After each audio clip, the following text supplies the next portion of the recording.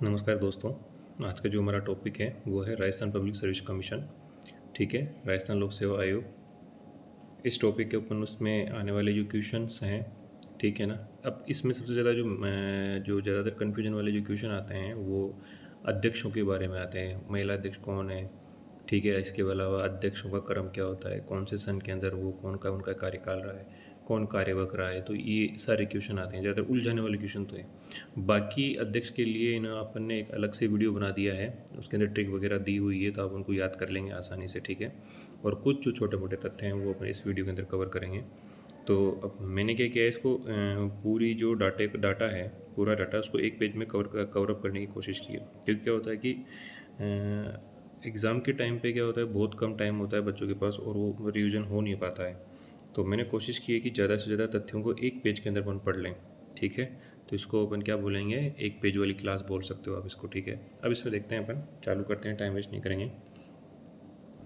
तो Rajasthan public service का जो कमीशन है, राजस्थान पब्लिक सर्विस कमीशन है, इसके अंदर क्या होता है कि जो इसका जो गठन किया गया है वो 300 आर्टिकल नंबर 315 से लेकर 318 और 323 तक किया गया है। तो 315 से लेकर 323 तक इसके अंदर आर्टिकल हैं, और इन आर्टिकल के तहत इसके अंदर जो कार्य शक्तियाँ, योग्यता, गठन के बारे में, ठीक है, अध्यक्ष वगैरह इनको हटाना करना, जांच वगैरह करना, इनकी रिपोर्ट वगैरह कौन कहाँ देगा, इनके बारे में बताया हुआ है। तो पहले आरपीसी के बारे में पढ़ लेते हैं। आरपीसी की एक प्रकार की संवैधानिक इकाई है। दूसरी बात सलाहकारी इकाई है। सलाह इसकी बाध्यकारी नहीं है, सरकार माने ही सही, ठीक है। लेकिन इसकी जो सलाह होती है वो अगर वो नहीं मानती सरकार, तो उसको विधानमंडल के अंदर कारण बताना पड़ता है, विधानमंडल के समक्ष, ठीक है ना। तो ये प्रावधान किया गया है। तो एक चीज़ तो गई, संवैधानिक निकाय है, सलाहकारी निकाय है, सलाह इसकी बाध्यकारी नहीं है, और विधानमंडल के अंदर सलाह से अगर आप विचलन दिखाते हो तो आपको क्या बताना पड़ेगा, कारण बताना पड़ेगा सरकार को। एक चीज़ तो ये हो गई। अब होता है कि जो हमारे जो आरपीएससी वगैरह हैं, ये आरपीएससी वगैरह पहले से बनी हुई थी, ठीक है ना। हमारे यहाँ पर राज्य के अंदर आयोग वगैरह बने हुए थे सेवाओं के लिए, ठीक है ना। तो स्वतंत्रता से पूर्व क्या, भारत परिषद अधिनियम 1935 में प्रांतीय भारत सरकार अधिनियम 1935 में प्रांतों के अंदर पीसीएस बने हुए थे, ठीक है। सबसे पहला जो पीसीएस बना था जोधपुर में बना था 1939 के अंदर। दूसरा जो पीसीएस था जयपुर में था 1940 में, और बीकानेर में था 1946 के अंदर। तो 3 पीसीएस बने हुए थे। तो ये क्वेश्चन आ सकता है कि भाई आज़ादी से पहले, ठीक है, जब तक हमारे लोक सेवा आयोग नहीं बना था उससे पहले कितने पीसीएस थे राजस्थान के अंदर। तो हमारे क्या 22 राज्य थे, 22 प्रांतों के अंदर, हमारे राजस्थान के अंदर प्रांत में 3 पीसीएस थे, ठीक है। चलिए, अब इसके आगे बढ़ते हैं अपन। तो आरपीएससी की जो स्थापना होती है एक अध्यादेश के द्वारा होती है, जो राज प्रमुख जो हमारे राज प्रमुख हैं सवाई मानसिंह द्वितीय के द्वारा लाया जाता है। 16 अगस्त को ये अध्यादेश आता है, 20 अगस्त को ये अध्यादेश प्रभावी हो जाता है, और इस अध्यादेश की धारा जो 1 की उपधारा 3 होती है उसके तहत क्या हो जाता है, आरपीएससी के क्या किया जाता है, स्थापना की जाती है। और स्थापना कब होती है, 22 दिसंबर को गजट प्रकाशन, जो अध्यादेश होता है ये 22 दिसंबर 1949 को गजट के अंदर प्रकाशित हो जाता है। तो ये ध्यान रखना है कि अध्यादेश आया था 16 अगस्त को, अध्यादेश लागू हुआ था 20 अगस्त को, और जो गजट के अंदर जो प्रकाशन हुआ था, गजट के अंदर प्रकाशन वो 22 दिसंबर को हुआ था, 22 दिसंबर 1949 को। और इसी दिन हमारी आरपीएससी का गठन हो जाता है, स्थापना हो जाता है। तो आरपीएससी की स्थापना 22 दिसंबर को मनाया जाता है, ठीक है। अब होता क्या है कि पी सत्यनारायण राव समिति की रिपोर्ट आती है, और सबसे पहले तो जयपुर में किया गया था इसका, जो सबसे पहले जो स्थापना हुई थी वो जयपुर में हुई थी। लेकिन पी सत्यनारायण कमेटी की जो रिपोर्ट आती है वो 1 नवंबर 1958 के अंदर आती है, और इसको अजमेर ट्रांसफ़र कर दिया जाता है, ठीक है, गोगरा घाटी अजमेर, ठीक है ना। अब गोगरा घाटी अजमेर और आरपीएससी का जो मोनोग्राम होता है वो 21 अक्टूबर 2000 को अंशुमान सिंह के द्वारा क्या किया जाता है, विमोचित किया जाता है। तो ये डेट भी ध्यान रखिए आप, 21 अक्टूबर 2000 और अंशुमान सिंह। पी सत्यनारायण समिति 1 नवंबर 1958, ठीक है। अध्यादेश आया 16 अगस्त को, प्रभावी हुआ 20 अगस्त को, ठीक है ना। और जो आरपीएससी गजट के अंदर प्रकाशन होता है 22 दिसंबर 1949 को आरपीएससी का गठन हो जाता है, ठीक है। अब चलिए बात करते हैं, अब आरपीएससी गठन से संबंधित जो अनुच्छेद है वो कौन सा है, आरपीएससी गठन से संबंधित अनुच्छेद 315 ही है, ध्यान रखना इस बात का, ठीक है। जो गठन की बात की गई है 300 आर्टिकल नंबर 315 के अंदर की गई है, ठीक है। चलिए साहब अब ये क्या होता है कि जो गठन किया जाता है ना, राज्यपाल के द्वारा किया जाता है, ध्यान रखना इस बात का। जो आरपीएससी का जो गठन किया जाता है राज्यपाल के द्वारा किया जाता है, लेकिन गठन के लिए जो विधि बनाई जाती है वो राज्य विधानमंडल के द्वारा बनाई जाती है। चलिए, अब इसके अंदर क्या होता है सब, ये गठन भी हो गया, विधि भी बन गई। अब होता क्या है कि आरपीएससी को रेगुलेट करने के लिए कुछ नियम कानून बनाए जाते हैं, ठीक है ना।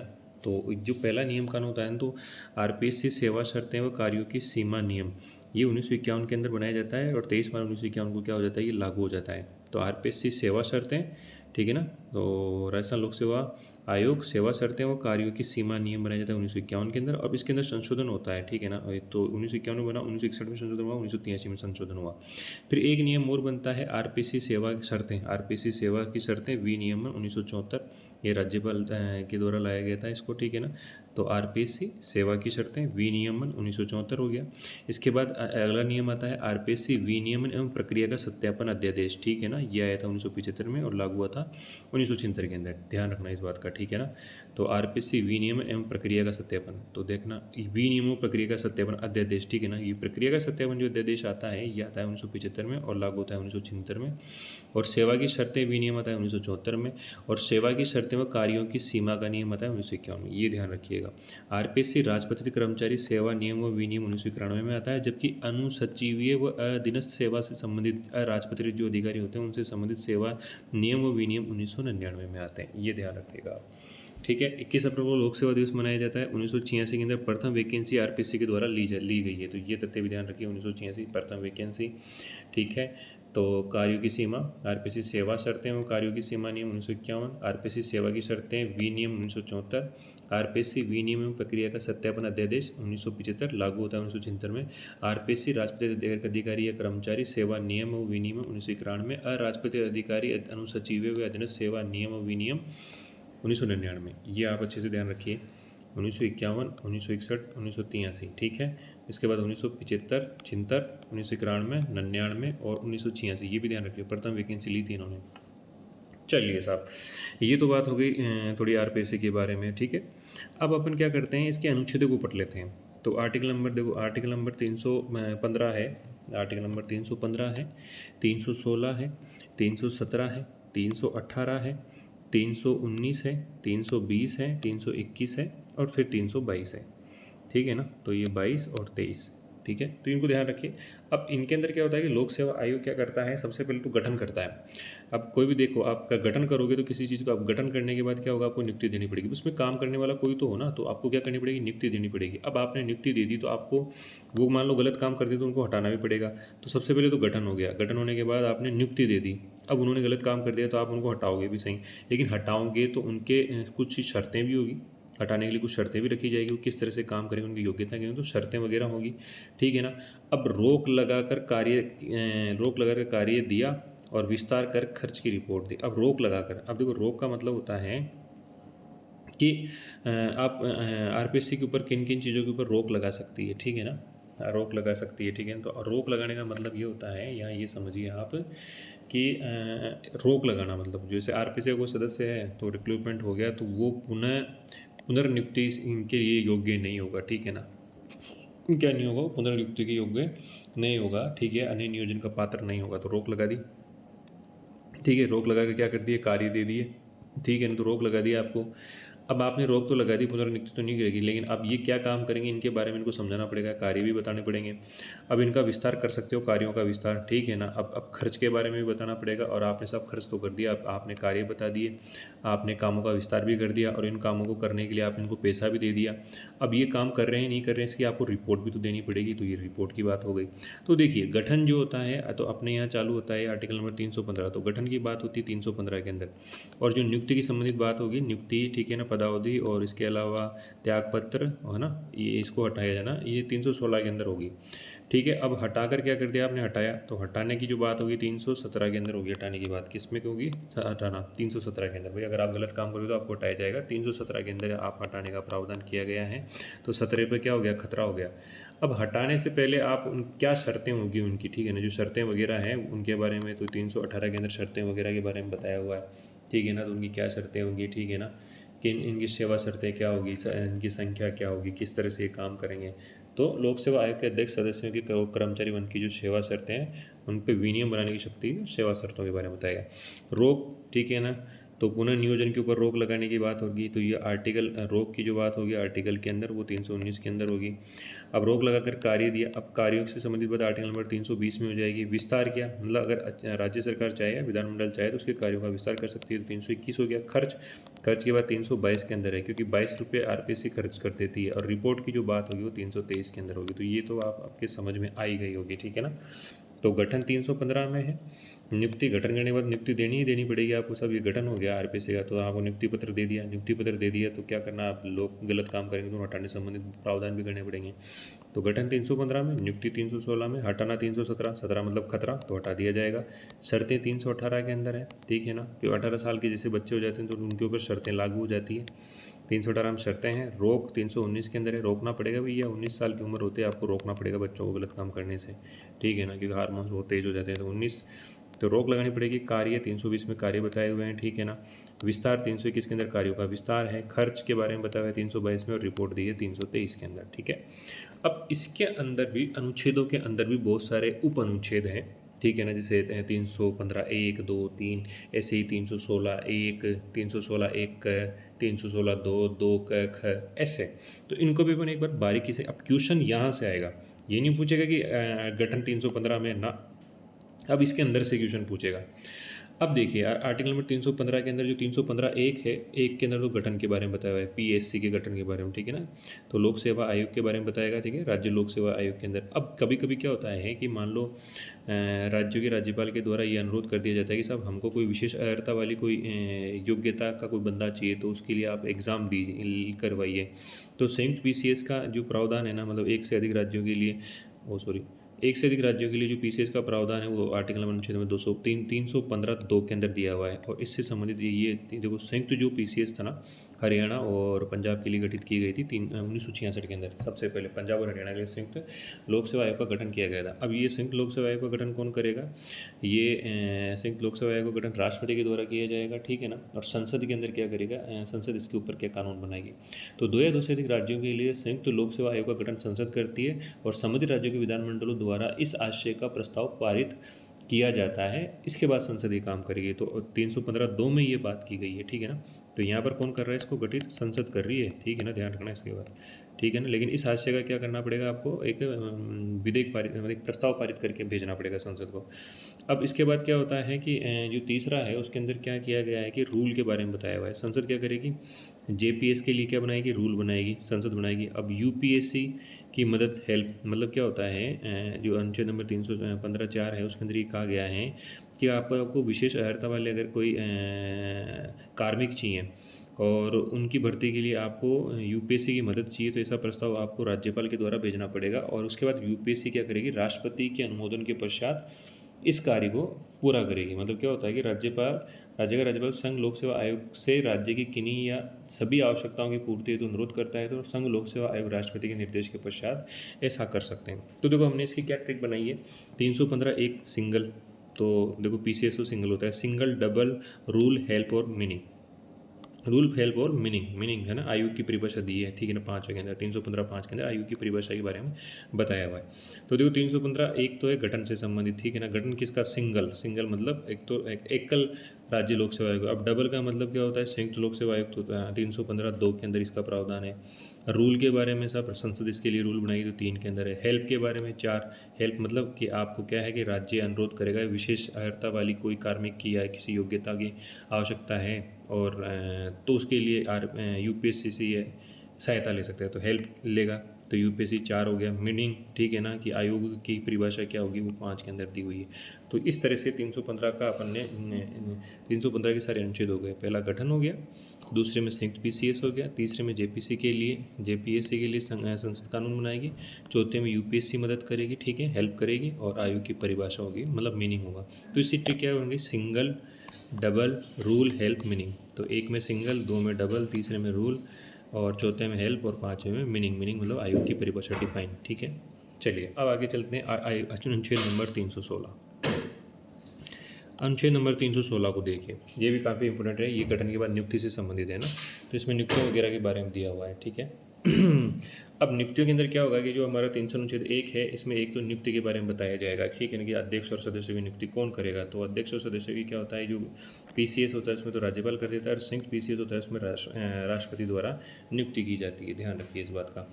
अब यहाँ थोड़ा सा ध्यान रखने वाली बात है कि हमारे जब देश का संविधान का जो लागू मतलब जब आरपीसी बना 1949 के अंदर, तो उस टाइम हमारे पास अध्यक्ष और जो सदस्य की संख्या थी 1+2 थी, मतलब 3 थे। तो सबसे पहला जो अध्यक्ष आता है अपने, वो शरद चंद्र घोष आता है, और जो सदस्य थे वो 2 थे, देवी शंकर तिवारी जी और NR चंदोरकर।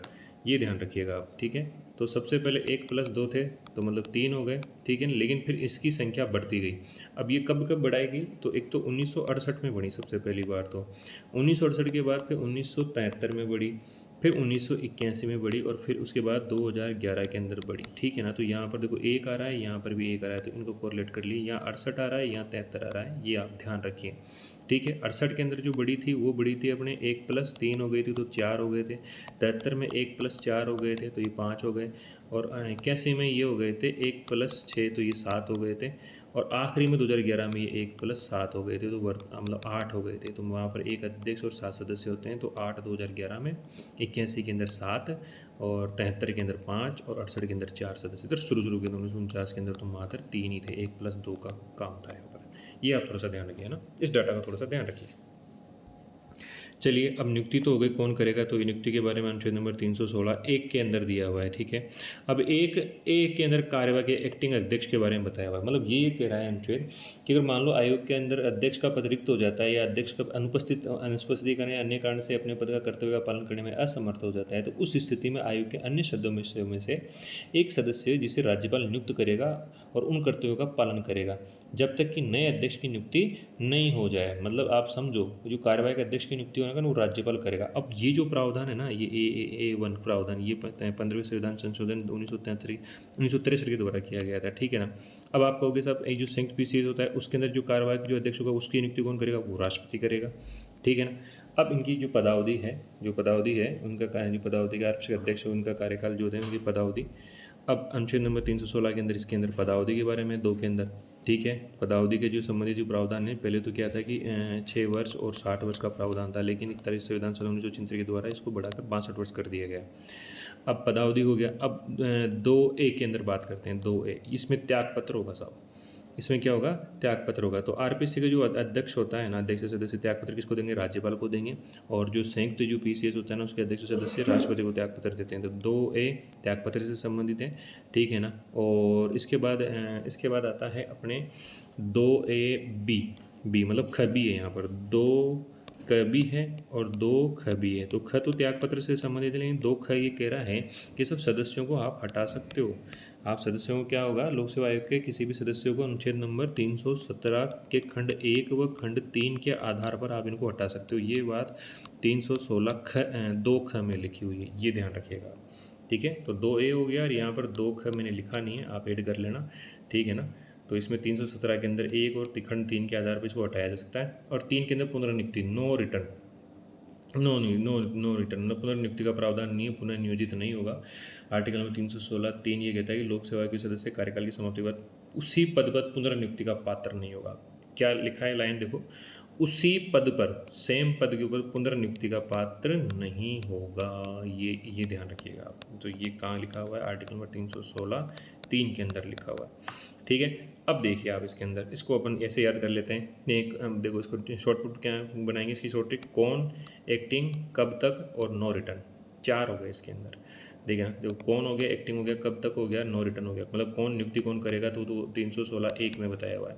एक्टिंग मतलब जो कार्यकारी जो अध्यक्ष होगा वो कौन होगा, वो A1 में बताया गया है। कब तक होगा, उसकी पदावधि क्या हो गई, वो तो 2 में बताया गया है पदावधि। और त्यागपत्र 2A के अंदर बताया गया है, ठीक है। और उसके बाद हटाने का प्रावधान 2 ख के अंदर बताया हुआ है, ठीक है ना, ये ध्यान रखिएगा। नो रिटर्न पुनर्नियुक्ति में पुनर्नियुक्ति नहीं मिलेगी, तो 3 के अंदर नो रिटर्न के बारे में बताया हुआ है। तो कौन, एक्टिंग, कब तक, नो रिटर्न, कौन, एक्टिंग, कब तक, नो रिटर्न। और इधर क्या था, single, double, rule, help, meeting, ठीक है ना, सिंगल, डबल, रूल, हेल्प और मीनिंग। और इसके बाद 316 में क्या होगा, कौन, एक्टिंग, कब तक और नो रिटर्न। ये हो गई याद आपको, ठीक है ना। इस तरह से याद कीजिए आप। अब अनुच्छेद नंबर 317, 17 पे तो खतरा है, 17 पे खतरा मतलब हटाया जाएगा। हटाने के क्या आधार हैं साहब, सिद्ध कदाचार है। सिद्ध कदाचार, तो आर्टिकल 317(1) के अंदर ये बताया हुआ है कि सिद्ध कदाचार के आधार पर जो हटाएगा ना, वो राष्ट्रपति द्वारा हटाया जाएगा। ध्यान रखना, राष्ट्रपति हटा सकता है, निलंबन राज्यपाल कर सकता है, लेकिन हटाएगा तो राष्ट्रपति। और सुप्रीम कोर्ट के अंदर न्यायाधीश की जो जांच होती है ना, 145 के अंदर एक विधि का वर्णन है, आर्टिकल नंबर 145। उस प्रक्रिया के तहत सुप्रीम कोर्ट क्या करता है, जांच करता है। उसके बाद सिद्ध कदाचार के आधार पर इसको हटाया जाएगा। राज्यपाल निलंबन कर सकता है, ठीक है ना। तो 317(2) के अंदर निलंबन कर सकता है राज्यपाल, ठीक है, जब तक ये जांच चल रही है आएगी तब तक, ठीक है ना। अब उसके बाद अन्य आधार कौन कौन से जिनके आधार पर आप डायरेक्ट हटा सकते हो, डायरेक्ट राष्ट्रपति हटाएगा यहाँ पर। तो आर्टिकल 317(3) के तहत अन्य आधार कौन से दिए, तो दिवालिया हो जाए या अनुन्मोचित दिवालिया हो जाए, या मानसिक और शारीरिक रूप से क्या हो, असमर्थ हो जाए, या संवैधानिक अन्य बाहर मतलब अपने जो पद है उस पद से अतिरिक्त अन्य कई संवैधानिक नियोजन में लगा हो, ठीक है ना। तो ये सर ये तीन आधार है, इनके आधार पर डायरेक्ट राष्ट्रपति इसको हटा भी सकता है, तो डायरेक्ट हटा सकता है, ठीक है ना। अब कदाचार की परिभाषा क्या होगी, सिद्ध कदाचार क्या होगा, इसको डिफाइन करना पड़ेगा, इसकी परिभाषा आपको बतानी पड़ेगी। तो 4 के अंदर 317(4) में तो सिद्ध कदाचार के बारे में, 317(3) के अंदर अन्य आधार हैं जिनके द्वारा डायरेक्ट इसको हटाया जा सकता है, ठीक है ना। 317(2) के अंदर निलंबन है, और 317(1) के अंदर क्या होगा, जांच सिद्ध कदाचार के द्वारा हटाया जाएगा। ये बात इसके अंदर कही गई है, ठीक है ना। तो देखो इसकी ट्रिक क्या बनती है, एक के अंदर इसकी ट्रिक क्या बनेगी, सुप्रीम कोर्ट जांच के द्वारा रहेगा, तो सुप्रीम हो गया, सस्पेंड हो गया, डायरेक्ट हो गया, डिफाइन हो गया। सुप्रीम कोर्ट हटा रहा है जांच के बाद, सस्पेंड कर रहा है, निलंबन कौन कर रहा है, राज्यपाल कर रहा है, डायरेक्ट हटा रहे हैं सब 3 आधारों के ऊपर। डिफाइन मतलब आपको डिफाइन करना पड़ेगा कदाचार क्या होता है। तो ये 4 ही बातें इसमें दी हुई। तो 317(1) में सुप्रीम, 2 के अंदर सस्पेंड, तीसरे में डायरेक्ट, और चौथे में डिफाइन। तो इसको कैसे याद कर लेंगे अपन, इसकी ट्रिक कैसे बना लो, सुप्रीम सस्पेंड दोनों से चालू हो गए, डायरेक्ट और डिफाइन, ठीक है ना। ये लो साहब, ठीक है। तो फिर से आप देखो, सुप्रीम हो गया, सस्पेंड हो गया, फिर उसके बाद डायरेक्ट और डिफाइन, ये दो के समूह बन गए इनके, ठीक है। तो 317(1) के अंदर सुप्रीम, 317(2) में सस्पेंड, और 317(3) में डायरेक्ट, और 304 के अंदर डिफाइन, ठीक है। तो 317 की तो ये ट्रिक अपने बन गई। अब आगे चलते हैं अपन 318 के अंदर। तो 318 के अंदर तो क्या है, 318 के अंदर तो क्या है, सेवा शर्तें हैं। सेवा शर्तों के बारे में विनियम बनाने की शक्ति। जो सेवा शर्तें हैं ना, मतलब आप राज्य जो जैसे आरपीएससी के जो सदस्य हैं, और उसके अलावा जो कर्मचारी मंत्री या अधिकारी होंगे, तो उनकी सेवा शर्तें क्या होगी, उनके लिए नियम उनके बारे में विनियम बनाने की जो शक्ति होगी वो किसके पास होगी, ठीक है ना, वो राज्य विधानमंडल के पास होगी। तो ध्यान रखिए 318 का, इसको 2 भागों में बांट सकते हैं अपन, 318 क और 318 ख। तो क तो सदस्यों के बारे में बात करता है, ख किसके बारे में बात करता है, जो कर्मचारियों की संख्या और सेवा शर्तों के बारे में बात करता है, ठीक है ना। तो 318 क तो क्या कहता है कि सदस्यों की संख्या और जो सेवा शर्तें होगी उनके ऊपर जो नियम बनाने की शक्ति होगी वो विधानमंडल के अंदर होगी, ठीक है ना। और संयुक्त लोक सेवा आयोग के संदर्भ के अंदर जो इनकी संख्या कितनी होगी, जिनकी सेवा शर्तों का निर्धारण राष्ट्रपति द्वारा किया जाएगा, ठीक है ना। तो ये ध्यान रखिएगा। और इसके अलावा जो ख के अंदर है, कर्मचारियों की संख्या कितनी होगी और उनसे संबंधित जो सेवा शर्तें होगी, इनकी सेवाओं की जो शर्तें से संबंधित जो विनियम होंगे वो कौन बनाएगा, वो भी राज्यपाल बनाएगा, लेकिन संयुक्त लोक सेवा आयोग के संदर्भ में राष्ट्रपति बनाएगा, ठीक है ना। और उनकी नियुक्ति के पद में लाभकारी परिवर्तन नहीं किया सकता, ये 318 के अंदर कहा गया है। तो 318 क हो जाएगा और 318 ख। तो क तो सदस्यों से संबंधित सदस्य और अध्यक्ष, और ख कर्मचारियों से संबंधित, तो कर्मचारियों की संख्या और सेवा शर्तें, ध्यान रखिएगा। अब 319 की बात करते हैं। 319 के अंदर मैंने क्या कहा था साहब, आपको क्या करना पड़ेगा, रोक लगानी पड़ेगी, ठीक है, क्योंकि 19 के अंदर हार्मोन्स एक्टिवेट हो जाते हैं। 18 के अंदर क्या होता है कि आदमी आता ही है, ठीक है ना, आपको कंट्रोल करना पड़ेगा। 18 की उम्र के अंदर बच्चों का आते हैं तो नियम बनाने पड़ेंगे उनके लिए, तो भी नियम बनाने होंगे। अब 19 के अंदर तो क्या होगा कि साहब उनको रोकना पड़ेगा। कैसे रोकना पड़ेगा, सेवानिवृत्ति के बाद पदधारण करने पर निर्बंधन। तो 319 में ये बात कही है कि अगर आप जैसे आरपीएससी के अध्यक्ष हैं या सदस्य हैं, ठीक है ना, तो उसके बाद अगर आप सेवानिवृत्त तो उनके ऊपर कुछ निर्बंधन है। निर्बंधन क्या है वो मैं बता देता हूँ। तो आर्टिकल नंबर 319(1) के अंदर तो यूपीएससी के बारे में, ए और बी के अंदर, और सी और डी के अंदर किसके बारे में है, स्टेट पीसीएससी के बारे में है, ठीक है ना, पीएससी के बारे में, स्टेट जो पीएससी है उसके बारे में है। अब अपन का काम है स्टेट पीएससी से ध्यान रखना।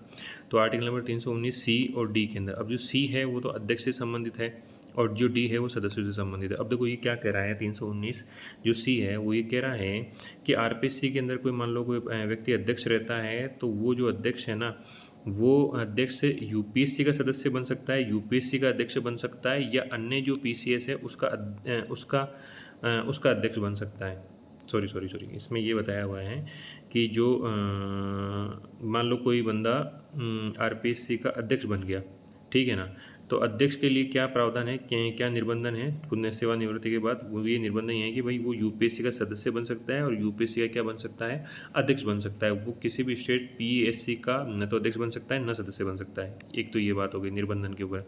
अब 319 डी के अंदर स्टेट पीसीएस के अंदर जो सदस्य है, इसके ऊपर 1-2 प्रावधान हो गए। एक तो ये यूपीएससी का सदस्य बन सकता है, यूपीएससी का क्या बन सकता है, ये अध्यक्ष भी बन सकता है, लेकिन साथ ही साथ ये स्टेट पीसीएस है ना, उसका अध्यक्ष बन सकता है किसी भी स्टेट पीसीएस का। तो इसके पास 3 अपॉर्चुनिटी है और इसके अध्यक्ष के पास 2 ही अपॉर्चुनिटी, और ये सी और डी के अंदर बताया हुआ है आर्टिकल नंबर 319 के अंदर। अब ऐसा मामला आया था, हरगोविंद पंत का मामला आया था वर्सेज रघुकुल तिलक जब नियुक्त हुए थे, तो 1939 में एक वाद आया, हरगोविंद पंत वर्सेज रघुकुल तिलक वाला मामला। इसमें ये कहा गया कि जो राज्यपाल का जो पद होता है ना, वो स्टेट पीसीएस के तहत लाभकारी पद नहीं होता, ठीक है ना, ये इसमें बताया गया है। तो हरगोविंद पंत वर्सेज रघुकुल तिलक 1979 के अंदर ये मामला ध्यान रखिएगा। 319 सी और डी को ध्यान रखिएगा, स्टेट पीसीएस से अध्यक्ष और सदस्य से, सी मतलब अध्यक्ष और डी मतलब सदस्य, ये ध्यान रखिएगा। अब उसके बाद आता है 320 के अंदर। 320 के अंदर तो मेजर तो ये है कि इसके अंदर कार्यों का वर्णन किया गया है, ठीक है ना। तो स्टेट जो पीसीएस होता है उसका क्या कार्य होगा, मतलब यूपीएससी का क्या कार्य होगा। यूपीएससी का तो 320 एक के अंदर तो है एग्जाम, मतलब किसी भी प्रतियोगी परीक्षा का आयोजन कराना और साक्षात्कार लेना, 320 एक के अंदर है। 320 दो के अंदर संयुक्त भर्ती के बारे में प्रावधान किया गया है, मतलब 302 के अंदर 320 दो के अंदर ये कहा गया है कि यदि संघ लोक सेवा आयोग से 2 या 2 से अधिक राज्य अनुरोध करते हैं तो उनका कर्तव्य होगा कि वे ऐसी किसी सेवाओं के लिए जिनके लिए विशेष अर्हता वाले अभ्यर्थी अपेक्षित हैं, संयुक्त भर्ती की स्कीमें बनाने या उनका प्रावधान करने में उन राज्यों की सहायता करेगा। तो ये संयुक्त भर्ती से संबंधित कोई काम है, विशेष अर्हता वाले चाहिए, तो ये यूपीएससी क्या करेगा, स्टेट पीसीएस की मदद करेगा। ये हो सकता है, तो एग्जाम के बारे में हो गया, स्टेट पीसी के बारे में हो गया। अब सलाह ली जाएगी, सलाह संबंधित कार्य हैं, ठीक है ना। एक तो पदोन्नति में सलाह ली जाएगी, ठीक है ना, और विभागों का अंतर, ट्रांसफ़र नहीं पढ़ो आप, इसको ट्रांसफ़र मत पढ़ो, इसको आप है ना ट्रांसफ़र स्थानांतरण के लिए तो नहीं लिया जाता। स्टेट पीसीएस से क्या नहीं ली जाती, स्थानांतरण से संबंधित, स्थानांतरण करेंगे तो क्या नहीं ली जाती है, स्थानांतरण से संबंधित तो सलाह नहीं जाती। अंतरण लिखो आप इसको, स्थानांतरण मत लिखो, अंतरण, मतलब एक विभाग से दूसरे विभाग में अगर अंतरण होगा तो इसके लिए ये सलाह दे सकता है, ठीक है ना। इसके पदोन्नति के बारे में हो गया, एक सेवा से दूसरी सेवा, विभाग नहीं, एक सेवा से दूसरी सेवा में अगर अंतरण करना है तो इसको आप सलाह दे सकता है। अनुशासनात्मक कार्रवाई से संबंधित सलाह दे सकता है, और पेंशन से संबंधित या जब कर्तव्य का पालन कर रहा है कोई से लोक सेवक और तो उसको क्षतिपूर्ति हो जाती है तो उससे संबंधित मामलों की परामर्श दे सकता है। पेंशन से संबंधित और क्षतिपूर्ति के मामलों में परामर्श दे सकता है। इसके अलावा लोक सेवक द्वारा किए गए कार्यों के दावों के संबंध में भी आप इसको परामर्श दे सकते हैं। तो एक के अंदर तो एग्जाम हो गया, दूसरे के अंदर संयुक्त भर्ती से संबंधित हो गया, ठीक है ना। तीसरे में सलाह संबंधित कार्य हो गए। चौथा, SC ST आरक्षण के मामलों में सलाह नहीं, ये कहता है आर्टिकल नंबर 320 4, ये कहता है कि एक तो 16(4) के अंदर, ठीक है, और आर्टिकल नंबर 335 के मामलों के अंदर इससे सलाह नहीं ली जाएगी। तो ये क्या है, SC ST के आरक्षण से संबंधित मामला है। पाँचवा, नियम बना सकते हैं 14 दिन, ठीक है ना, नियम बना सकते हैं। नियम बना सकते हैं मतलब ये कह रहा है कि किसी राज्यपाल द्वारा खंड 3 के परंतु के अधीन, जो 3 के परंतु के अधीन बनाए गए सभी विनियम बनाए जाने के पश्चात यथाशीघ्र राज्य के विधानमंडल के समक्ष के अंदर कम से कम 14 दिन के अंदर रखे जाएंगे, और निरसन या संशोधन राज्य विधानमंडल द्वारा उस सत्र में करें जिसमें वह इस प्रकार रखा गया है, ठीक है ना। तो ये कहने का मतलब ये है कि मान लो ये जो तीसरा कार्य है ना, इसका सलाह संबंधित क्षेत्र है, इसके परंतु से संबंधित अगर कोई नियम बनाए जाते हैं, ये परंतु से संबंधित कोई नियम बनाए जाते हैं आरपीसी की सलाह के द्वारा, तो उसको आप कम से कम आप 14 दिन के अंदर विधानमंडल के समक्ष रखोगे आप, ठीक है ना। और इसके अंदर विधानमंडल संशोधन भी कर सकता है या उसको यथावत भी रख सकता है। कुल मिला के वॉच डॉग मतलब प्रहरी का कार्य करता है। तो संविधान राज्य लोक सेवा आयोग को राज्य की मेरिट पद्धति के वॉच डॉग, मतलब है ना, प्रहरी जो होता है ना, वॉच डॉग है ना, जो मेरिट का जो प्रहरी होता है वो उसका काम दिया गया है इसको, ठीक है। तो राज्य का भर्ती भी करना है एक तरीके से। तो आर्टिकल नंबर 320 के अंदर सारे हो गए अपने। पहले के अंदर तो एग्जाम हो गया, दूसरे में संयुक्त भर्ती हो गया, तीसरे में सलाह का प्रावधान हो गया, चौथे में SC ST संबंधी मामलों पर क्या नहीं ली जाएगा, सलाह नहीं जाएगी, और पाँचवें में नियम बना सकते हैं आप। 14 दिन के अंदर आपको विधानमंडल समक्ष रखना पड़ेगा। ये 320 हो गया। अब 321 की बात करते हैं। 321 के अंदर क्या होता है कि कर्तव्यों का विस्तार हो सकता है। 321 ये कहता है कि जो राज्य का विधानमंडल है वो आरपीसी कर्तव्यों का विस्तार कर सकता है, ये उसके पास शक्ति है, और ये कर्तव्यों का विस्तार भी कर सकता है, इसको अतिरिक्त कार्य भी सौंप सकता है। तो 321 में दिया हुआ है। 322 पीसीएस के वे जो खर्चे हो गए ना, 322 ये कहता है कि जो आरपीसी के जो सदस्य कर्मचारी वृंद होते हैं और उनकी जो वेतन पेंशन से संबंधित जितने भी कार्य होते हैं वो हमारी जो राज्य की संचित निधि है उसके ऊपर भारित होंगे, ठीक है। तो इनके अंदर सिर्फ आप इन पर मतदान नहीं हो सकता, चर्चा हो सकती है, ठीक है ना, विधानमंडल में। तो 322 के अंदर ये बात कही गई है, ठीक है। 322 के अंदर ये बात हो गई। अब इसके बाद चलते हैं। तो अब एक चीज़ ध्यान रखिए, जो अध्यक्ष का जो वेतन होता है ना, जो पीसीएस के अध्यक्ष का जो वेतन होता है उसको तो 2,25,000 रुपये मिलते हैं, और जो सदस्य होते हैं उनको 2,15,000 रुपये मिलते हैं। ध्यान रखना इस बात का, ठीक है ना, 2,25,000 और 2,15,000। 323 के अंदर, अब 323 के अंदर दो हैं प्रावधान। एक तो क्या है 323(1) और 323(2) है। तो 323(1) तो ये कहता है कि आपको जो आरपीएससी को जो क्या करना पड़ेगा, वार्षिक जो विवरण होता है, प्रतिवेदन होता है, वो राज्यपाल को देना पड़ेगा। एक में ये बताया गया। अब 2 ये कह रहा है, 323(2) ये कह रहा है कि जो राज्यपाल होता है ना, उसको ये जो प्रतिवेदन होता है वो विधानमंडल के समक्ष रखना पड़ेगा। ये आप थोड़ा सा ध्यान रखिए ना। तो ये हो गया अपना, ठीक है। तो आर्टिकल नंबर देखो 320 हो गया। तो एग्ज़ाम हो गया, जॉइंट हो गया, सलाह हो गया, नो सलाह नियम हो गया। किसके अंदर? 320 के अंदर। 320 की ट्रिक क्या बनती है? एग्ज़ाम हो गया, जॉइंट हो गया, एग्ज़ाम हो गया, जॉइंट हो गया, फिर सलाह हो गया, फिर नो सलाह, फिर नियम। देख रहे हो ना आप इसके अंदर? तो एग्ज़ाम, जॉइंट, सलाह, नो सलाह और फिर नियम हो गया, ठीक है। अब देखिए आप इसको अपन शुरू से देख लेते हैं इधर से। अपन इसकी जो ये कोडिंग तो अपन ने पढ़ी ली। अब ये देखो आप यहाँ पर देखो, सिंगल डबल 315 में तो सिंगल डबल रूल हेल्प और मीनिंग, ये हो गई इसकी ट्रिक, पहली चीज़। 316 में कौन एक्टिंग कब तक नो रिटर्न, ठीक है, कौन एक्टिंग कब तक नो रिटर्न, कौन एक्टिंग कब तक नो रिटर्न, ये बात हो गई। और 317 के अंदर क्या हो जाएगा? सुप्रीम, सस्पेंड, डायरेक्ट और डिफाइन, ठीक है, ये बात हो गई, सुप्रीम, सस्पेंड, डायरेक्ट और डिफाइन। अब इसके बाद आ गया अपन 320 के अंदर आ जाओ आप। तो एग्ज़ाम हो गया, जॉइंट हो गया, सलाह, नो सलाह, नियम। एग्ज़ाम, जॉइंट, सलाह, नो सलाह, नियम। इस ट्रिक को आप ऐसे याद कर लीजिए। तो लगभग आप ये अपने लगभग पल्ले पड़ गया अपन को, ठीक है ना। अब इसके अंदर क्या होता है, विस्तार के बारे में किसके बारे में बताया हुआ है? 21 के अंदर विस्तार हो गया, वे हो गया और प्रतिवेदन हो गया 23 के अंदर, ठीक है। ये इसकी छोटी सी ट्रिक बन गई। अब अपन बात करते हैं यहाँ पर अब अपन बात करते हैं कि जो आरपीएससी के अंदर क्या होती हैं, जो आरपीएससी होती है, तो आरपीएससी के अंदर कुछ महिला क्या हुए हैं, महिला सदस्य भी हुए हैं। तो सबसे पहले जो महिला सदस्य जो कांता कतूरिया थी, ठीक है, उसके बाद कमला भील होती है, उसके बाद प्रकाशवती शर्मा होती है, उसके बाद दिव्या सिंह होती है, फिर राजकुमारी गुजर होती है, फिर संगीता आर्य और मंजू शर्मा होती है। तो इनको आप ध्यान रखिए। जो कांता कतूरिया है ना, ये कांता कतूरिया ये पहली होती है, कमला भील दूसरी होती है। कमला भील तो राज्य मंत्री भी रही हुई है। और ये कांता कतूरिया है ना, ये हमारे यूपीएससी की सदस्य भी होती है। कांता कतूरिया और प्रभावती शर्मा, ये दोनों क्या करती है? यूपीएससी की सदस्य जाती है, ठीक है ना। प्रभावती शर्मा और कांता कतूरिया दोनों यूपीएससी की सदस्य जाती है, ठीक है। और कांता कतूरिया तो हमारे जो राज्य महिला आयोग है ना, उसकी पहली अध्यक्ष भी रही हुई है। अब चलिए, कमला भील तो राज्य मंत्री भी रही हुई है और ये हमारी सदस्य भी रही है। प्रभावती शर्मा ये भी यूपीएससी की सदस्य रही है। दिव्या सिंह, ये दिव्यजी सिंह है ना, ये भी हमारे सदस्य रही हुई है। ये चौथी सदस्य है और ये सांसद भी रही हुई है, ध्यान रखना, दिव्या सिंह सांसद रही है। फिर इसके बाद राजकुमारी गुजर आता है, संगीता आर्य आती है, मंजू शर्मा आती है। तो पहली तो कांता कतूरिया, दूसरी कमला भील, तीसरी प्रभावती शर्मा, चौथी दिव्या सिंह, यहाँ तक तो हो गया। पाँचवीं राजकुमारी गुजर है, छठी पे संगीता आर्य और सातवीं पे मंजू शर्मा है। तो ये हमारे यहाँ पर क्या रही है? महिला सदस्य रही है हमारी आरपीएससी में, ठीक है। अब चलिए साहब, अब अपन बात कर लेते हैं, कुछ कमेटियाँ भी हैं। कुछ कमेटियाँ कौन कौन सी है? देखो, एमएल कुमाऊत कमेटी होती है, ये समिति बनती है 2021 के अंदर। ये वार्षिक रूप से जो आरपीएससी का जो परीक्षा होंगी उसकी वार्षिक जो कैलेंडर है ना, वो जारी करने के ऊपर ये समिति अनुशंसा करती है। तो एमएल कुमाऊत समिति है जिसने ये कहा था कि वार्षिक रूप से कैलेंडर जारी किया जाए परीक्षाओं का। 2021 में बनी थी। इसके बाद विजय व्यास समिति बनी थी। विजय व्यास समिति बनी थी, सुचारू आयोजन किया जाए एग्जामों का, ठीक है ना, इसने ये रिकमेंडेशन दिया था। अब शिकायत निवारण पोर्टल का जो शुभारंभ हुआ था वो 29 नवंबर 2021 को हुआ था, ध्यान रखिए, शिकायत निवारण पोर्टल 29 नवंबर 2021 को।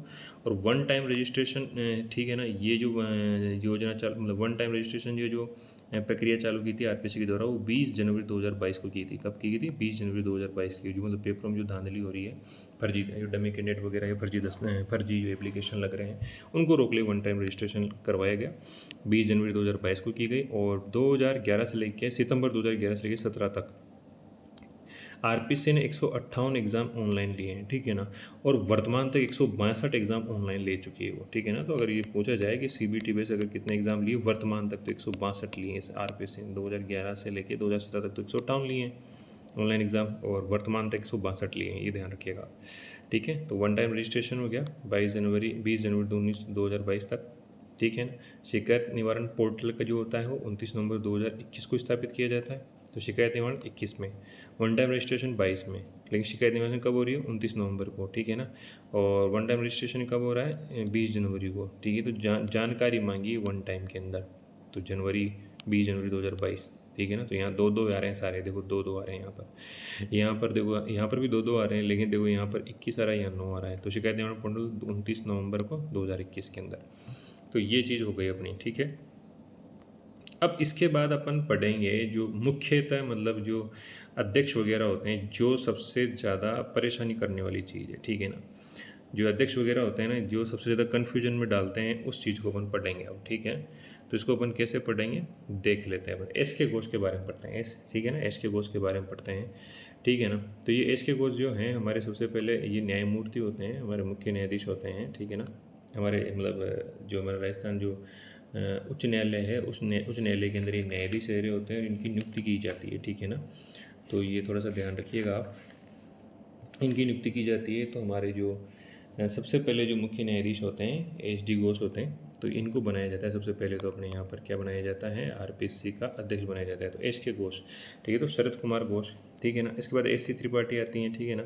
सतीश चंद्र त्रिपाठी जी आते हैं इसके बाद जो बनते हैं, सतीश चंद्र त्रिपाठी जी बनते हैं, ठीक है ना। ये पूर्णकालिक होते हैं, ठीक है ना। ये एस के घोष जो होते हैं अपने, ये एस के घोष तो क्या होते हैं, तात्कालिक राजस्थान उच्च न्यायालय के मुख्य न्यायाधीश होते हैं, ठीक है ना। तो ये तो क्या है कि मतलब काम चलाऊ आदमी होते हैं। फिर उसके बाद जो आरपीएससी का जो पूर्णकालिक जो सदस्य बनाया जाता है, प्रथम पूर्णकालीन जो अध्यक्ष होता है वो एस सी त्रिपाठी होते हैं, ठीक है, सतीश चंद्र त्रिपाठी होते हैं। और ये जो एस सी त्रिपाठी होते हैं यूपीएससी के मेंबर भी होते हैं और ये आरपीएससी के चेयरमैन भी रहते हैं, ठीक है ना। ये यूपीएससी मेंबर भी बनते हैं बाद में और ये आरपीएससी के चेयरमैन बनते हैं, ठीक है। तो यूपीएससी के मेंबर भी रहे हैं एस सी त्रिपाठी, ये ध्यान रखिएगा आपको, ठीक है। पहला तो पूर्णकालिक सदस्य, ये तो एक तो ये डाटा ध्यान रखिएगा। और ये साथ में क्या रहे हैं, यूपीएससी के क्या रहे हैं, मतलब सदस्य भी रहे, मेंबर भी रहे, ठीक है। अब उसके बाद सर्वाधिक कार्यकाल वाले जो आरपीएससी के जो चेयरमैन होते हैं वो देवी शंकर तिवाड़ी होते हैं, ठीक है। ये 1951 से लेकर 58 तक रहते हैं, ठीक है। उसके बाद बी एल रावत जी आते हैं, B L Rawat Badrilal, B L Rawat का हो जाएगा बद्रीलाल रावत, ठीक है ना। तो बी एल रावत जो होते हैं न्यूनतम कार्यकाल वाले आरपीएससी के चेयरमैन होते हैं, ठीक है ना। न्यूनतम कार्यकाल वाले, ठीक है ना। बी एल रावत न्यूनतम कार्यकाल वाले 34 दिन रहते हैं मात्र, और ये 1966 के अंदर इनकी नियुक्ति होती है, ये ध्यान रखिएगा आप। बी एल रावत, इनका पूरा नाम बद्रीलाल रावत होता है। ये सबसे कम समय के क्या रहते हैं, ये चेयरमैन रहते हैं सबसे कम समय के लिए, ठीक है ना। अब देखो कार्यकारी चेयरमैन भी रहे हुए हैं, ठीक है ना। कार्यकारी चेयरमैन 15 दिन तक रहा है, ठीक है ना। तो हमारे शायद राठौड़ साहब रहे हुए हैं, ठीक है ना, कार्यकारी चेयरमैन। तो हमारे जो कार्यकारी चेयरमैन रहे हुए हैं उनका नाम मैं बता देता हूँ। एक तो शायद शिव सिंह राठौड़ हैं, शिव सिंह जी राठौड़ ही हैं जो 15 दिन तक रहे हुए हैं, ठीक है ना। हाँ, तो देखो 15 दिन तक, हाँ नहीं, जसवंत सिंह जी जो राठी है ना, शिव सिंह राठौड़ तो ये कार्यवाहक थे लेकिन ये 58 दिन रहे हैं। लेकिन जसवंत सिंह जी जो राठी है ना, जसवंत सिंह राठी, ये 15 दिन रहा हुआ है। तो इनका कार्यकाल सबसे कम है जसवंत सिंह राठी का, ठीक है ना। अब मान लो क्वेश्चन ये आ जाता है कि ये तो चेयरमैन है, ठीक है ना। एक कार्यवाहक चेयरमैन होता है, ठीक है ना। जो कार्यवाहक चेयरमैन होता है उनके अंदर सबसे जो कम कार्यकाल होता है वो जसवंत सिंह राठी को होता है 15 दिन। और ऐसे ही चेयरमैन जो कार्यवाहक चेयरमैन, मेन जो चेयरमैन होता है, मुख्य चेयरमैन होता है, उसमें बी एल रावत बद्रीलाल रावत है, इनका कार्यकाल रहता है 34 दिन, ये ध्यान रखिएगा। और ये जो इनकी जो नियुक्ति होती है वो 66 के अंदर होती है, ठीक है। तो बी एल रावत के बारे में आप ध्यान रखिए, ठीक है, न्यूनतम कार्यकाल वाले आरपीएससी के चेयरमैन हैं। इसके बाद आता है एन के बेरवा, ठीक है, नंद किशोर बेरवा जी होते हैं, राजस्थान लोक सेवा आयोग के अध्यक्ष भी रहते हैं और सचिव भी रहते हैं, ध्यान रखना ये बात। तो ये क्या है, अध्यक्ष भी रहते हैं, ठीक है ना, ये चेयरपर्सन भी रहते हैं और साथ के अंदर ये क्या रहते हैं, सचिव भी रहते हैं। ये क्वेश्चन आ सकता है, ठीक है ना। तो नंद किशोर बेरवा जी हैं, एन के बेरवा। ओपी गुप्ता के बारे में बात करते हैं अपन, ठीक है ना। तो ओपी गुप्ता जी, ओपी गुप्ता क्या है, जो हरिदत्त ओपी गुप्ता की अपन बात करते हैं। तो ओपी गुप्ता जी क्या है, आरपीएससी के ऐसे सदस्य हैं जो राज्य के मुख्य सचेतक भी रहते हैं, ऐसे सदस्य हैं। देखो ये सदस्य हैं मात्र, ठीक है ना, ये आरपीएससी के सदस्य हैं और ये क्या रहते हैं, मुख्य सचेतक भी रहते हैं। ये ध्यान रखिएगा ओपी गुप्ता के बारे में, सदस्य हैं और सचेतक भी हैं। ओपी गुप्ता सदस्य रहे हुए हैं लेकिन सचेतक भी रहे हैं, ओपी गुप्ता, ठीक है। नंदकिशोर बेरवा जी तो क्या हैं, ये अपने सचिव भी रहे हैं और साथ में चेयरमैन भी रहे हुए हैं।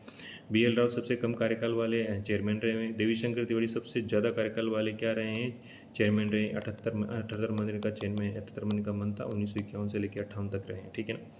अब बात करते हैं एच डी उज्ज्वल, ये हमारे सचिव रहे हैं साहब, एच डी उज्ज्वल थी, ठीक है ना।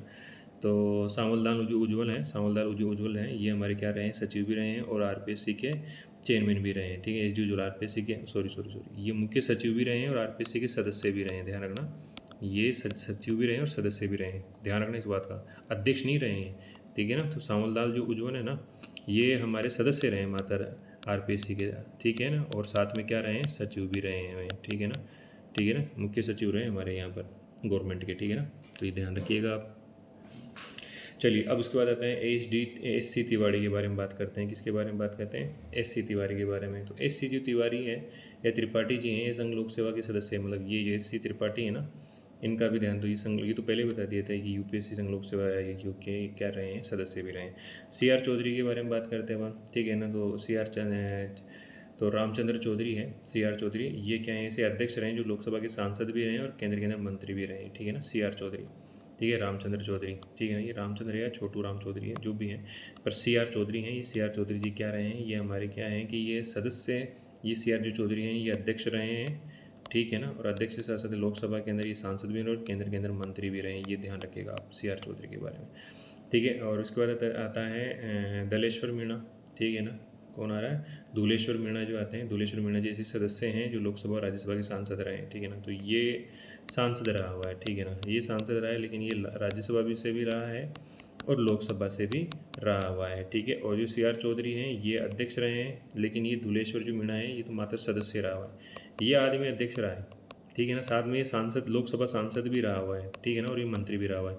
जो धुलेश्वर मीणा ये सदस्य है RPSC का, ठीक है ना, लेकिन ये लोकसभा और राज्यसभा से सांसद रहा है।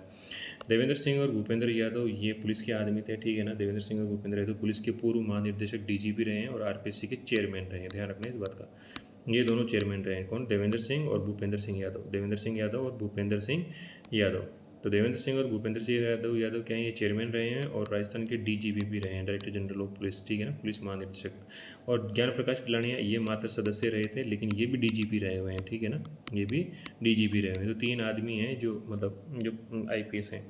हबीब का कुरान ये भी पुलिस सेवा से हैं, ठीक है। हबीब का कुरान ये ऐसे सदस्य थे जिन्होंने पद पर रहते हुए क्या दिया था, त्यागपत्र दिया था, ठीक है। हबीबा कुरान के बारे में बता देता हूँ। इसके बाद KL कमल आता है, कौन आता है, KL कमल, ये ऐसे सदस्य थे जो राजस्थान विश्वविद्यालय जयपुर के कुलपति भी रहे हैं। KL कमल ये कौन, किसके कुलपति रहे हैं, जो राजस्थान विद्यालय है ना यूनिराज, तो यूनिराज के क्या रहे हैं, ये कुलपति रहे हैं, ठीक है ना, KL कमल। ध्यान रखिएगा अच्छे से, ध्यान रखना है, ये भूलना नहीं है। राजस्थान विश्वविद्यालय जयपुर के क्या रहे हैं, ये कुलपति रहे हैं। इसके बाद ML कुमावत आता है, RPSC का ऐसा अध्यक्ष रहता है ML कुमावत, ठीक है ना। महेंद्र लाल कुमावत ऐसा था, महेंद्र लाल कुमावत ही है।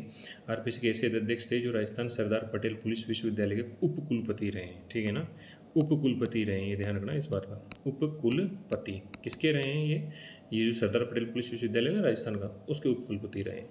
तो ये आप अच्छे से ध्यान रखिए, ठीक है ना। हबीब का गुरन साहब ऐसे अध्यक्ष थे जिनको पद पर रहते हुए क्या देना पड़ा, इस्तीफा देना पड़ा था, ठीक है ना। ज्ञान प्रकाश पिलानिया जी ये DGP रहे हैं, साथ में RPSC के क्या रहे हैं, अध्यक्ष सदस्य रहे हैं। देवेंद्र सिंह और भूपेंद्र यादव ये दोनों चेयरमैन रहे हैं, साथ के अंदर क्या थे कि राजस्थान के पूर्व DGP भी रहे हैं पुलिस के।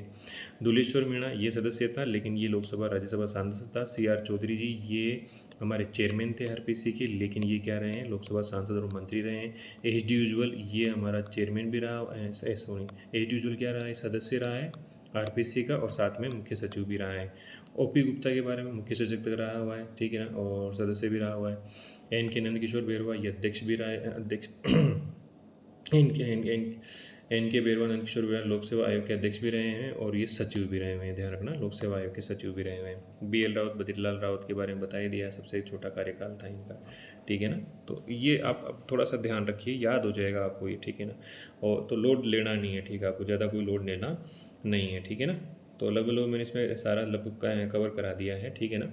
अब एक चीज़ थोड़ा सा ध्यान रखिए आप, इसके अंदर देखिए कांता खतूरिया, शिवपाल सिंह, दिव्या सिंह और श्याम सुंदर शर्मा के बारे में बताया हुआ है। ये ऐसे आदमी थे, मतलब ये ऐसे सदस्य थे, ठीक है ना। तो RPSC के अंदर क्या होता है कि इन्होंने क्या दिया था, त्यागपत्र दे दिया था। कांता खतूरिया जी ने, शिवपाल सिंह ने, दिव्या सिंह ने, श्याम सुंदर शर्मा ने RPSC के सदस्य थे जिन्होंने अपना त्यागपत्र राज्यपाल को दिया था। कांता खतूरिया, शिवपाल सिंह, दिव्या सिंह, श्याम सुंदर शर्मा, ठीक है ना। तो ध्यान रखिए आप, यहाँ देखो शिवपाल आ रहा है, यहाँ श्याम आ रहा है, तो शिव और शश हो गए दोनों, तो शिवपाल ये श्याम सुंदर, एक ये दिव्या सिंह हो गई, एक कांता कतूरिया, तो दो महिलाएं हैं और 2 पुरुष हैं। इन्होंने क्या किया था, इन सदस्य पद पर रहते हुए क्या दिया था, अपना त्यागपत्र दे दिया था राज्यपाल को। और हबीब खां गुरान साहब थे, इन्होंने तो अध्यक्ष पद पर रहते हुए त्यागपत्र दिया था। थोड़ा सा ये डाटा भी आप ध्यान रखिए, ठीक है ना। तो ये बातें हमारी लगभग हो गई है और RPSC को लगभग हमने मात्र 43 मिनट के अंदर यहीं पर ही क्लियर करने की कोशिश की है, ठीक है। अब ये समितियाँ हो गई। अब देखो इसके अंदर ये जो जो उप अनुच्छेद थे ना, ये देखो उप अनुच्छेदों की भी ट्रिक बनी हुई है। देखो यहाँ पर सिंगल हो गया, डबल हो गया, ठीक है ना। तो 315 के अंदर एक सिंगल, 2 के अंदर डबल, ठीक है ना, और 3 के अंदर रूल बाय पार्लियामेंट, 4 के अंदर हेल्प टू स्टेट, और 5 के अंदर क्या हो गया, मीनिंग या डेफिनेशन हो गया, ठीक है। आयोग की क्या मीनिंग या डेफिनेशन हो गया।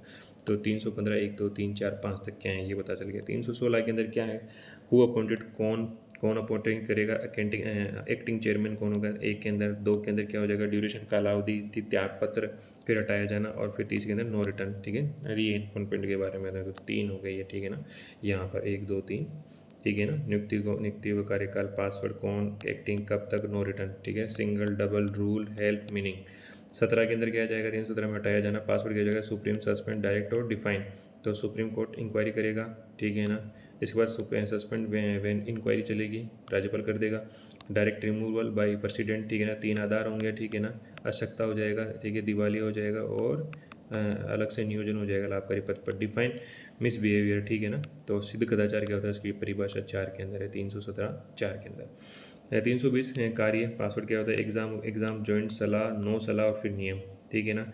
तो कंडक्ट एग्जाम हो गया, ज्वाइंट रिक्वायरमेंट हो गया, एडवाइज ऑन प्रमोशन और अंतरण, ट्रांसफर नहीं, अंतरण के अंदर एक सेवा दूसरी सेवा में अंतरण पर। नो डिवाइस, नो रिएक्शन, ठीक है ना। उसके बाद नो डिवाइस मतलब नो सलाह, और फिर नियम, rule of the advising with A 40 day timer, ठीक है ना। ये बात हो गई, ठीक है। तो ये हो गया ये नियुक्ति वगैरह। तो गठन कर, नियुक्ति दी, हटाकर शर्तें रखी, रोक लगाकर कार्य किया, विस्तार पर खर्च की रिपोर्ट दी। तो ये ध्यान रखिएगा आप, ठीक है।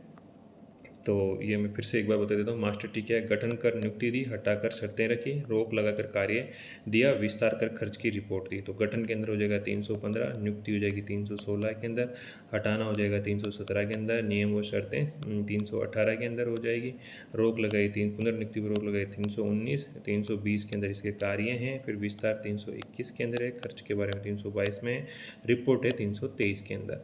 तो ये एक ट्रिक हो गया, आप इसको याद कर लीजिए। 315, 16, 17, 18, 19, 20, 21, 22 और 23, ठीक है। ये थोड़ा सा डाटा इसमें दिया हुआ है, क्या क्या है इसके बारे में दिया हुआ है। अब पुनः अनुच्छेदों के बारे में, उप अनुच्छेदों की स्मार्ट निमोनिक्स देखो। 315 एक सिंगल, 315 2 डबल, 315 3 रूल, 315 4 हेल्प, 315 में मीनिंग। 316 के अंदर कौन, 316 1 के अंदर एक्टिंग, 316 2 के अंदर कब तक मतलब कार्य, उसकी कार्यकाल कितना है, और 316 3 के अंदर नो रिटर्न की बात हो गई। 317 के अंदर बात करते हैं सुप्रीम, सस्पेंड, डायरेक्ट और डिज़ाइन, ठीक है। 316 में कौन, एक्टिंग, कब तक, और नो रिटर्न की बात हो रही है, ठीक है ना। कौन एक्टिंग अपने जो अध्यक्ष होगा, कब तक होगा, नो रिटर्न, ठीक है ना, पुनर्नियुक्ति के बारे में, ठीक है ना। 317 के अंदर साहब सुप्रीम, सस्पेंड, डायरेक्ट और डिफाइन। तो 317 1 में सुप्रीम, 317 2 में सस्पेंड, 317 3 में डायरेक्ट, और 314 के अंदर डिफाइन, ठीक है। 320 के अंदर 1 के अंदर हो जाएगा एग्जाम। तो एग्जाम, ज्वाइंट, सलाह, नो सलाह और नियम। देखो यहाँ सलाह है, यहाँ नो सलाह है, ठीक है ना। तो सलाह, नो सलाह और नियम, और यहाँ के एग्जाम और ज्वाइंट एग्जाम। तो एग्जाम हो गया, ज्वाइंट कमीशन हो गया, नो सलाह, नो सलाह और नियम। तो 320 में एग्जाम मतलब परीक्षा आयोजित करवाना, 302 के अंदर ज्वाइंट विशेष योग्यता वाले आदमियों के लिए संयुक्त भर्ती करवाना, 320 3 के अंदर सलाह, प्रोन्नति, ट्रांसफर नहीं, आप इसको अंतरण बोलो, अनुशासन पर परामर्श हो गया। 320 में नो सलाह हो गई, 305 में नियम, राष्ट्रपति राज्यपाल नियम बना सकते हैं, जहाँ सलाह जरूरी नहीं हो, 14 दिन वाला वो मामला हो जाएगा, ठीक है। इसके बाद ये आप ध्यान रखिए, 315, 320, 316, 317, ठीक है ना, 318। तो ये थोड़ा डिटेल मैंने इसमें दे दिया है, ठीक है ना। तो आई होप लगभग इसको ज़्यादा लंबा नहीं करेंगे, ये आपके समझ में आ गया होगा। और जो अध्यक्ष वगैरह हैं, इनकी अलग से ट्रिक दी हुई है, मैंने एक अलग से वीडियो दिखा रखा है, वो डिस्क्रिप्शन में आपको मिल जाएगा, सर्च कर लीजिएगा आप, ठीक है, संजय मांगुल्ला के नाम से। आई होप ये आपको समझ में आया होगा। आरपीएससी को अपन ने जितने कम समय में इसको कर सकते थे, मैंने उतना किया है, और सारा डाटा इसमें जितना हो सके उसमें याद करने की कोशिश की है। एक मेजर डाटा थोड़ा सा ध्यान रखिएगा इसके अंदर, कि जो सचिव वगैरह होते हैं ना, जो हमारे आरपीएससी के जो राजस्थान लोक सेवा आयोग का जो सचिवालय होता है, ये अजमेर में स्थापित है। इसके अंदर पहले क्या होता था कि 1969 से पहले जो सचिव नियुक्त होता था, वो आरएस लेवल का अधिकारी हुआ करता था। लेकिन 1969 के बाद ये क्या हो गया, ये आईएएस लेवल का अधिकारी नियुक्त किया जाने लग गया, ठीक है ना। तो ये ध्यान रखिएगा इसके अंदर। और एक चीज़ और ध्यान रखिएगा, जो आरपीएससी के जो सचिवालय के अंदर जो राजपत्रित कर्मचारी होते हैं, उनकी नियुक्ति क्या करता है, अध्यक्ष की अनुमति के बाद क्या करता है, सचिव करता है। ये बात भी ध्यान रखिएगा, ठीक है। और जो सचिव की नियुक्ति होती है वो राज्यपाल के द्वारा की जाती है, ठीक है। और आरपीएससी के जो प्रथम सचिव थे वो श्याम सुंदर शर्मा थे। कौन थे? श्याम सुंदर शर्मा, ये ध्यान रखिएगा। और जो महिला जो सचिव थी सबसे पहले सचिवालय की महिला सचिव थी ओटीमा बोरडिया, ये ध्यान रखिएगा, ओटीमा बोरडिया। क्या रखोगे आप ध्यान? ओटीमा बोरडिया, ठीक है, ये भी आप ध्यान रखिएगा। चलिए, और जो राजस्थान लोक सेवा आयोग की जो 6 संभागों में बांटा गया, प्रशासनिक संभाग, भर्ती संभाग, परीक्षा संभाग, लेखा संभाग, विधि संभाग, शोध संभाग, ठीक है। चलिए, आपको ये वीडियो पसंद आया होगा। अगर आपको पसंद आया तो आप इसको लाइक कीजिए और ज़्यादा से ज़्यादा शेयर कीजिए, चैनल को सब्सक्राइब कीजिए। धन्यवाद, मिलते हैं अगले वीडियो में।